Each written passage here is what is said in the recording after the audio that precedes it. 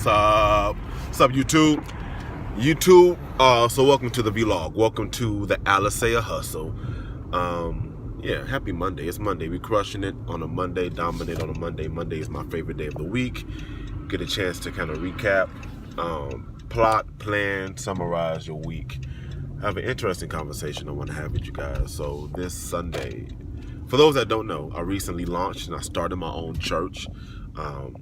Under the auspice of the Lord Jesus Christ. It's his church. I'm just the lead shepherd.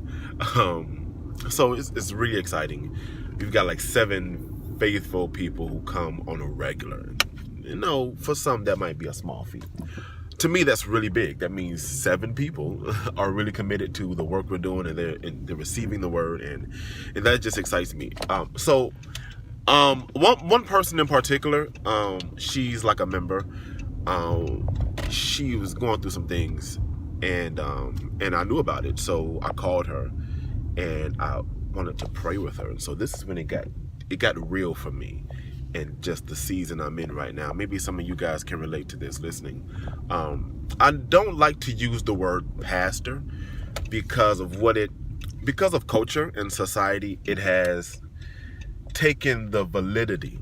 I think society has made a mockery of the word pastor and that position. And so I'm really careful in using that word because, you know, a lot of pastors out there aren't really acting as pastors, but they're acting as dictators, as rulers, and as bosses. And according to Ezekiel 37, I think it is, I believe it's 37 or 35. Somebody call me out on that. But that chapter in Ezekiel kind of spells out what a pastor does and what their role is. And so whenever I use it, I'm very careful when I use it, what context, because I don't want people to get the wrong impression. So I'm very careful about using that word. So when I called this member and I expressed I just wanted to pray with her, I said, as your pastor, I want to cover you in prayer. And at that moment, it just kind of hit me like, I'm really doing this. I've been in ministry for 12 years, and I've been, leading people now as a pastor for several months, since August, a couple of months. So in the sermons I preached and the people I've helped pray for, my wife and I, in that moment on last night when I prayed for this member, it just kind of got real, and I was like, wow, like I'm really that thing.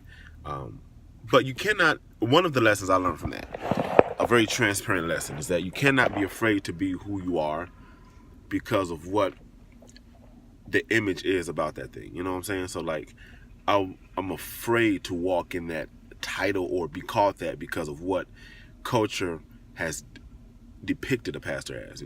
Shows like Greenleaf and other ways that it's kind of made a mockery of the term and of the office. And I was afraid initially to walk in that, but now I've learned that you just got to be who God called you to be.